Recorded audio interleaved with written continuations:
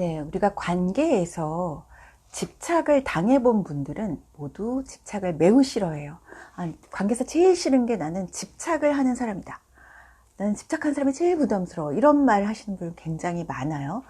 그런데 정작 이제 집착을 하시는 분은 이게 왜 그렇게 상대에게 나쁜지 잘 모르시는 분이 많아요. 왜냐하면 내가 정말 그 사람을 너무 좋아해서 그러는 건데 왜 그걸 싫어할까? 이해 못하는 분들이 많아요. 그래서 오늘은 집착이 왜 위험한지, 왜 상대에게 해로운지, 왜 싫어하는지에 대해서 좀 말씀을 드리려고 해요.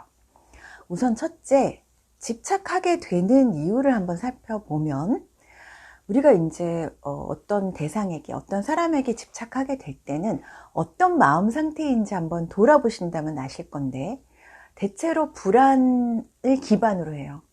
즉 내가 이 사람을 잃어버릴지도 모른다는 불안, 이 사람이 나를 떠날지도 모른다는 불안, 그 불안 때문에 대체로 집착을 하게 되는 거거든요.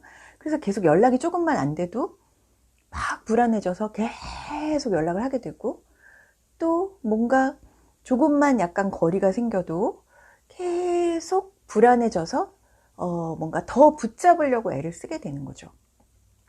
이 말은 거꾸로 말하면 나의 불안을 상대에게 전가하는 행동이 되죠.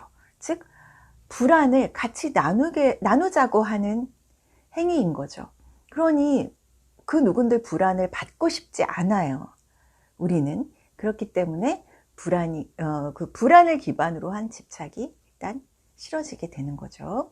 두 번째로 불안해서 그 집착하는 행동은 마치 그 중국의 왜 전족이라는 문화가 있잖아요. 그래서 여자아이들 발을 꺾어서 작은 신발 안에 집어넣어서 이제 일설로는 뭐 도망가지 못하게 하려고 했다 이런 말이 있는데 지금 뭐 정확하게 그건 아니다라는 얘기도 있고 여러 가지 설이 있지만 어쨌든 작은 신발 안에 발을 구겨 넣어서 뒤뚱뒤뚱 뛰지 못하게 만든 건 분명히 사실이죠.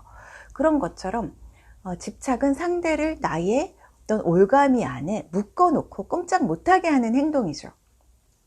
그래서 그 행동은 절대로 상대방을 위한 행동일 수는 없어요. 내가 붙잡아 두려는 행동인 거죠. 내 바운더리를 벗어나지 못하게 묶어둬서 잡아두려는 행위인 거죠. 그러니까 상대 입장에서는 서로 간의 거리나 여백이 인정되지 않는 거니까 마치 정신적인 수갑을 채운 것과 같이 답답해지겠죠. 그리고 이러한 집착이 특히 이제 자녀에게 적용될 때는 자녀는 그야말로 독립을 시켜주지 않는, 그러니까 자녀가 스스로 자신의 힘으로 살아가는 것을 인정하지 않는 행위가 되죠. 그래서 벗어나지 마, 나는 너를 소유할 거야 라는 메시지가 되는 거죠. 집착은 너는 내 소유물이야, 그러니까 벗어나려 하지 마, 이런 메시지를 주는 행동이거든요. 그런데 우리는 사실 그 누구도 소유할 수가 없어요. 우리가 진짜 누구를 소유한다면 내 맘대로 할 수 있어야 되고 내 뜻대로 할 수 있어야 되고, 그리고 잃어버리지 않아야 되는데 우리는 늘 내 뜻대로 할 수가 없고요. 그리고 잃어버리게 됩니다. 어느 순간.